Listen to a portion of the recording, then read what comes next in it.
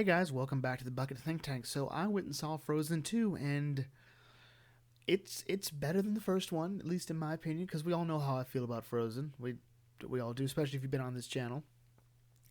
And I I'm not quite sure how I really feel about it.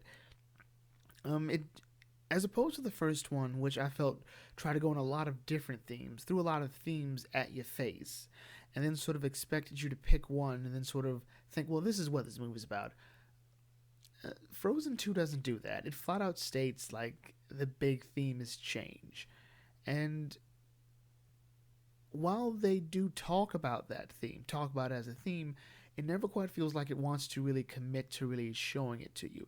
There's a lot of talking about change, and this movie does come up. It ends with a big change, but how we got to that point has always been the big question. So let's just sort of talk about where the characters are. So let's get Olaf out of the way.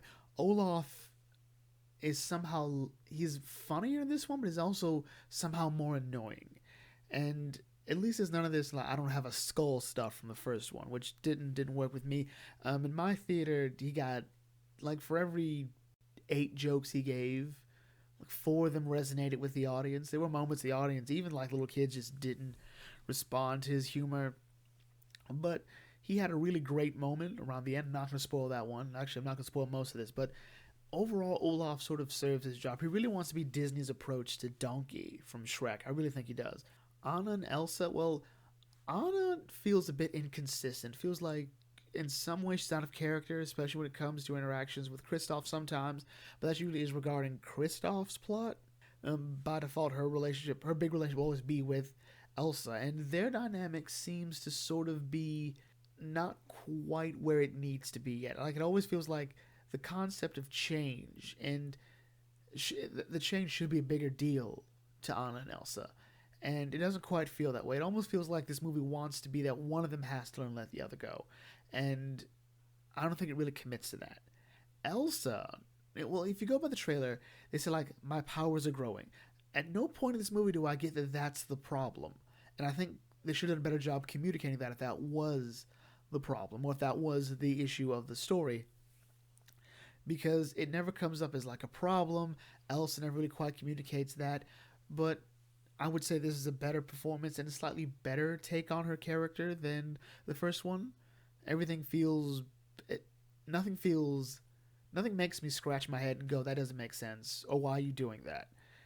I get it. I see where she's going with it.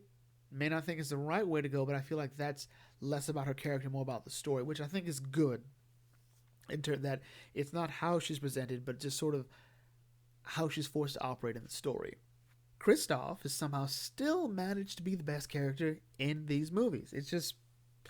It confounds me that he's still such a great character even in this one, and he has even less to do in this one than he did in the first one, where his only real objective is to, well, I want to marry Anna and I want to propose. And I think this is the first time in a good while, not since The Rescue was Down Under, where that was like an actual big deal, where someone wants to propose to somebody. Like Tangled sort of like tacks it on, like, hey, yeah, I eventually we got married, and that was stupid. I just now we didn't need that. Um, his song I think is the best song in the movie, and I think it might be the best love song we've had since I See the Light from Tangled, at least in my opinion. The story is really where it sort of falls apart here. There's a lot of adding to the stuff. This movie doesn't build on the first movie so much. It just says the first movie happened. We're gonna reference it a bit. We're gonna poke fun at it a bit, but it's not really gonna play any real role here. It almost felt like the first movie had no repercussions, and the second movie used it as a sort of a jumping off point, which I think a sequel should do. And this does a better job of telling the story, but I don't know. Like I don't want to get too into it because I feel like we'll be going into spoiler territory, and I don't want to do that to you guys. I don't want to do that. This is better than the first one, which I think a sequel should try to do. But in terms of Disney sequels, it doesn't, in my opinion, unseat The Rescuers Down Under, which I think is their best sequel. I would put it along the lines of Mulan 2, Lion King 2, Simba's Pride. I'd put it like right below those two.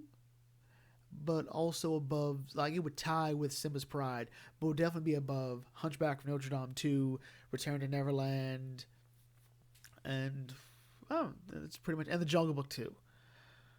Oh, what? You know they were supposed to make a third Jungle Book. Ugh, never again, never again. Anyway, what did you guys think about it? If you saw it, leave your thoughts down in the comment section, and I will catch you all later. This is Bucket Think Tank signing off. Thanks for watching, as always. May your fandom serve.